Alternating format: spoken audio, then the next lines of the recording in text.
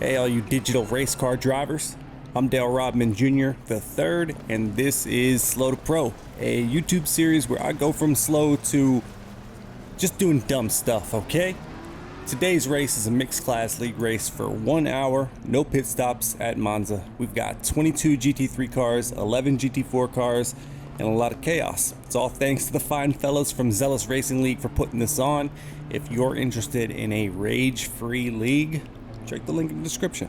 It's time for the green light, and we're starting in dead last of the GT3s, P22, with two very, very fast drivers in front of us. So I'm gonna be honest, I was very, very nervous about the potential of ruining the race of a superstar here.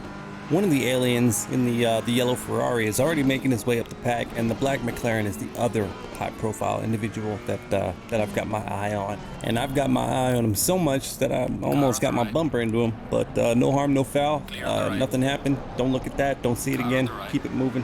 My experience with Monza so far is exclusively from public lobby races. So usually, if there wasn't a massive wreck headed into turn 1, then Curva Grande is going to be, well, grande exciting. But we don't get to see that today because it's a league race and everyone has their big boy pants on, except for me, who almost hits the Porsche here.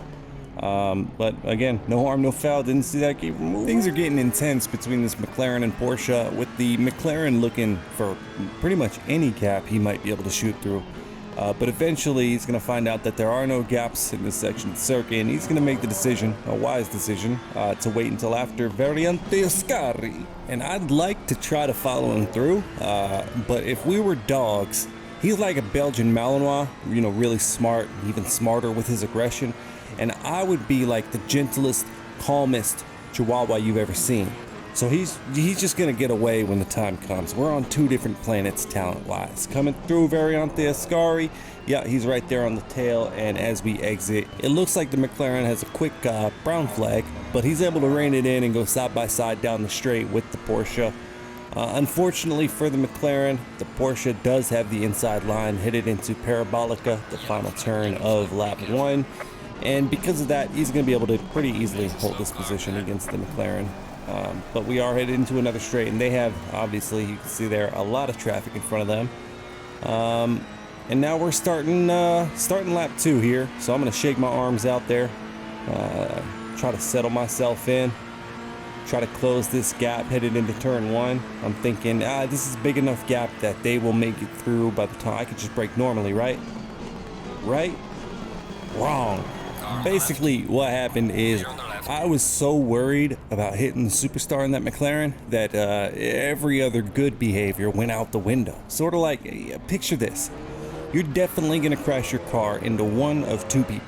One of them is an elderly man wearing a Nazi uniform, and the other is a child eating ice cream. Who are you going to take the car into? I'm just kidding. I definitely should have just taken the grass on the outside there. You know, but that's why we use the word mistake instead of plan.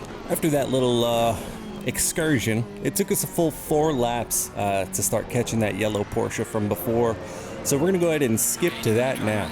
And I've already made one mistake with the braking in traffic, so I made a wise decision here to take it easy and close the gap up by modulating the brakes, because I don't actually know which sector of the circuit that I was gaining so much time on the Porsche. So at this point, I'm just planning to either wait for a mistake, or I want to follow him for another lap to see where I can make a move, and then I'll make that move on the next lap. Hey, real quick, if you're not subscribed, you should be. We just hit 83, so we're marching quickly toward 100. If you already are subscribed, you should click the like button and drink water. That's right, I'm a pro YouTuber now, and this video is brought to you by water. Water. It goes in your body, and it's water. Learn more at waterwater.com/water. Back to the action. The Porsche steps out a bit too wide with a bit too much juice flow, and things get a bit wild for him. He's able to maintain control and tuck in behind me, and that's going to put us into P20 for the moment. So we're up 2 positions from the start, and both of those positions were gained through, let's be honest, no skill of my own, but I will take it. Never look a gift hooker in the mouth. Over the next few laps, we just kept pounding away, closing the gap to the traffic in front of us, gained a few positions to those who pushed a little too hard, and we find ourselves in P16, headed for the end of lap 12. And we are headed currently into a caution that's just cleared itself up. And as we come through Ascari here, we're going to tuck behind a blue Lamborghini that was involved in the wreck. And we're going to try to see if we can't get a pass on him. I don't know if his car is damaged. I don't know anything about it. I just know that he's off on the right here, going a little bit slower.